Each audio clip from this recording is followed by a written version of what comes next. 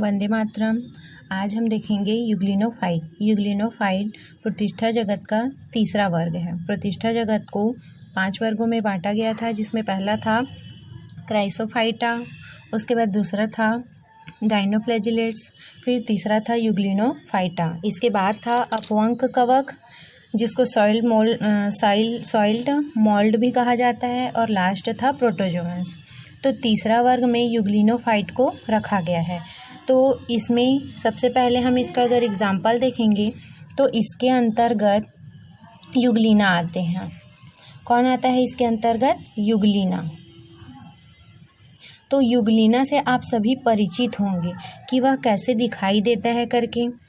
तो आप इमेज में देख सकते हैं कि यूग्लिना किस प्रकार से दिखाई देता है। अब ये जो यूग्लिनोफाइट के अंतर्गत यूग्लिना को रखा गया है, तो हम सबसे पहले इसका लक्षण देखते हैं। तो यदि हम इसका कैरेक्टर देखेंगे तो सबसे पहला कैरेक्टर होगा यूग्लिना में कि जो यूग्लिना होते हैं वह चल होते हैं। ये चल जीव होते हैं, मतलब ये क्या करते हैं? मूवमेंट्स करते हैं, एक स्थान से दूसरे स्थान पर गति करते हैं, इसीलिए यह चल जीव होते हैं। और क्या होते हैं? यह एक कोशिकीय होते हैं। यूग्लिना जो है वह एक कोशिकीय होता है। अगला हम लिख सकते हैं कि यूग्लिना में क्या पाया जाता है? फ्लैजिला पाया जाता है। तो यहाँ पर लिख लेंगे कि इसमें फ्लैजिला, जिसको कशाभिका कहा जाता है, फ्लैजिला प्रेजेंट होते हैं, जो उनके अग्रभाग में एक कैविटी होती है ना। इमेज में आप देख सकते हैं कि अग्रभाग में क्या है? एक कैविटी दिखाई दे रही है, जहाँ से यह फ्लैजिला निकला होता है। और ये जो फ्लैजिला होते हैं वह प्रकाश की ओर गति करते हैं। फिर अगला हम देख सकते हैं इसमें कैरेक्टर कि इनका जो सेल वॉल होता है वह प्रोटीन की बनी होती है। जो इनमें कोशिका भित्ति होती है यूग्लिना में, तो जो सेल वॉल है वह प्रोटीन की बनी होती है। मतलब इनमें कोशिका भित्ति नहीं पाई जाती, लेकिन जो वॉल होती है, जो बाहरी लेयर होता है, वह किसका बना होता है? प्रोटीन की बनी होती है, जिसे पेलिकल कहा जाता है। क्या बोलते हैं? पेलिकल कहते हैं। ये जो पेलिकल है वह यूग्लिना को चारों ओर से, जिस प्रकार से अगर हम कोई चीज़ को रस्सी से बांध देते हैं, तो उसी प्रकार से यूग्लिना को चारों तरफ से पेलिकल घेरे हुए रहते हैं। उसके बाद यूग्लिना में संकुचनशील रिक्तिका पाई जाती है, जिसको बोलते हैं कॉन्ट्रैक्टाइल वैक्यूल।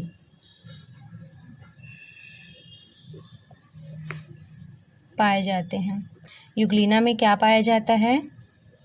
कॉन्ट्रैक्टाइल वैक्यूल पाया जाता है। इसको हिंदी में बोलते हैं संकुचनशील रिक्तिका, जो जल का नियंत्रण करते हैं। ये क्या करते हैं? जो कॉन्ट्रैक्टाइल वैक्यूल पाया जाता है वह यूग्लिना में यदि उनमें पानी की मात्रा ज़्यादा हो जाती है तो उसको कम करने का कार्य करते हैं, और यदि उनमें पानी की कमी है तो पानी की पूर्ति करते हैं। तो ये क्या करता है? वाटर रेगुलेशन, मतलब ऑस्मोसिस में यह मदद करते हैं, है ना। पराशरण की जो क्रिया होती है उसका कंट्रोलिंग करने का कार्य कॉन्ट्रैक्टाइल वैक्यूल करता है। अब इसके बाद जैसे कि अगर हम इसका पोषण देखेंगे, सबसे पहले हम इसका प्राप्ति स्थान देख लेते हैं।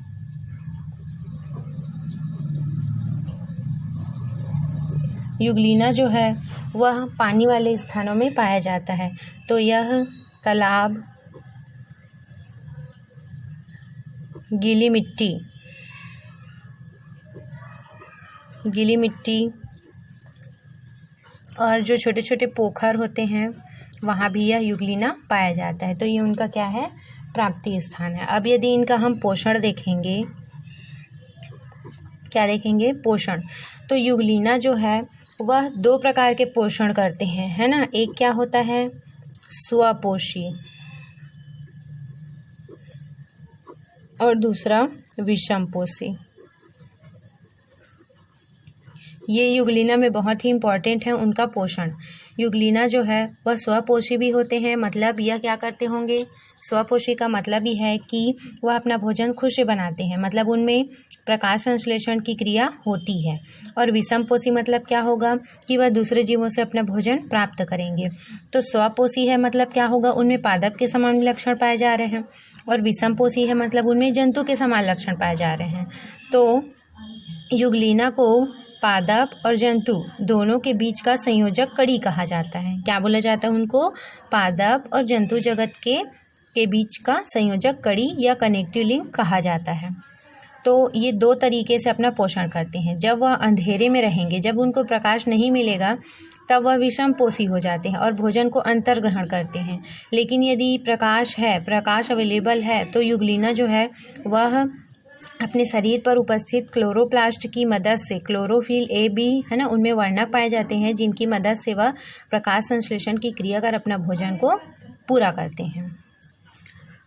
तो यहाँ पर लिख सकते हैं कि जो युगलिना है वह पादप व जंतु के बीच की संयोजक कड़ी है, या इसी को कनेक्टिव लिंक कहा जाता है। तो युगलिना को क्या बोला जाता है, कनेक्टिव लिंक कहा जाता है। किनके बीच कनेक्ट, प्लांट्स और एनिमल दोनों के इनमें लक्षण दिखाई दे रहे हैं, इसीलिए इनको प्लांट और एनिमल्स का कनेक्टिव लिंक कहा जाता है। अब इसका हम यदि प्रजनन देखते हैं तो युगलिना में अलैंगिक प्रजनन पाया जाता है। यहाँ पर हम प्रजनन को देखने से पहले हम यहाँ पर एक युगलिना का डायग्राम देख लेते हैं। अब हम यदि युगलिना का स्ट्रक्चर देखते हैं तो इस प्रकार से वह है। तो यहाँ पर क्या होता है कि यह उसका अग्रभाग होता है। अग्रभाग में एक कैविटी पाई जाती है जहाँ से फ्लैजिला का उत्पत्ति होता है, मतलब फ्लैजिला इस कैविटी से ही निकली होती है। इस कैविटी में एक सेंसरी, मतलब नीचे आधार में है ना एक सेंसर होता है। तो उसके बगल में क्या होता है, एक संरचना होती है जिसको आई स्पॉट कहा जाता है। ये क्या करता है, प्रकाश को ग्रहण करता है और युगलिना को प्रकाश की ओर गति करने के लिए है ना, यहाँ से सेंसर को यह क्या कर देता है, मतलब सूचना पहुँचा देता है, और फिर ये जो फ्लैजिला है वह प्रकाश की ओर गति करने लगते हैं। ये है फ्लैजिला। उसके बाद इसका जो सबसे बाहरी आवरण दिखाई दे रहा है जिसको पेलिकल कहा जाता है, और ये देखिए रस्सी के समान ये चारों ओर से उसको घेरे रहते हैं। तो ये जो लाइन दिखाई दे रहा है वो क्या है, पेलिकल है। उसके बाद इस यहाँ पर फिर इसमें क्या होता है, कॉन्ट्रैक्टाइल वैक्यूल्स होता है जिसको संकोचनशील रिक्तिका कहते हैं। ये युगलिना में परासरण नियमन का कार्य करता है, मतलब यदि इनमें पानी की मात्रा अधिक हो जाती है तो उनको बाहर निकालने का कार्य करता है, और कम हो जाती है तो पानी की पूर्ति करता है। फिर इसमें बीच बीच में क्लोरोप्लास्ट पाए जाते हैं जिसके कारण से यह प्रकाश की उपस्थिति में प्रकाश संश्लेषण की क्रिया करते हैं। न्यूक्लियस प्रेजेंट होता है जिसमें क्रोमोसोम उपस्थित होते हैं। न्यूक्लियस के चारों ओर न्यूक्लियस मेम्ब्रेन होता है। तो इस प्रकार से था यह युगलिना। अब हम इसका प्रजनन देखेंगे। हम युगलिना का प्रजनन देखेंगे तो इनमें प्रजनन अलैंगिक प्रजनन पाया जाता है। अलैंगिक प्रजनन के अंतर्गत इनमें दो प्रकार का प्रजनन पाया जाता है। तो इसमें सबसे पहला है बाइनरी। तो बाइनरी का मतलब क्या होता है, बाइनरी मतलब द्विविभाजन हो जाता है। तो इसमें जो युगलिना में द्विविभाजन की क्रिया होती है वह लंबवत होता है। क्या होता है, इसमें लंबवत विभाजन की क्रिया होती है। तो हम इसको एक डायग्राम के थ्रू समझते हैं, जैसे कि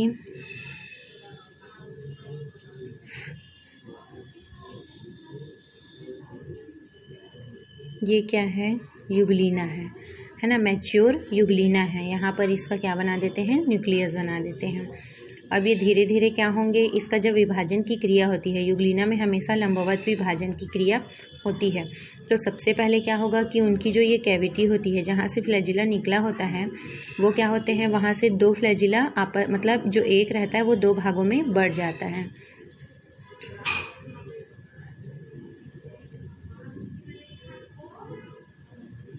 और जो एक फ्लैजिला था वो सबसे पहले क्या होता है, दो फ्लैजिला बना लेता है।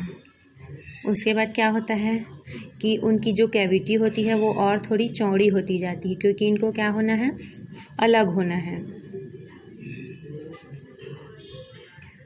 और ये क्या हो जाती है, और चौड़ी हो जाती है इस तरीके से।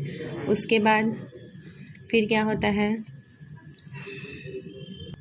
तो आप देख सकते हैं कि चौड़ी होने के पश्चात वो क्या हो जाते हैं, उभार के रूप में ऊपर आने लगते हैं।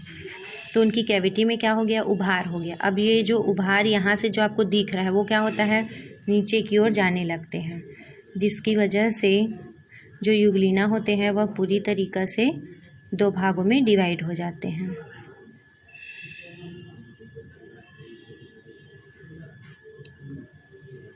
इस तरीके से जो खाँच रहता है वो पूरी तरीक़ा से नीचे चला जाता है और युगलिना जो है वह 2 भागों में बंटने के लिए पूरी तरीक़ा से रेडी हो जाते हैं। फिर अगले प्रोसेस में युगलिना पूरी तरीक़ा से अलग हो जाते हैं और एक युगलिना से 2 युगलिना का निर्माण हो जाता है। ये क्या है, डॉटर है। तो इस प्रकार से उनमें होता है लंबवत विभाजन।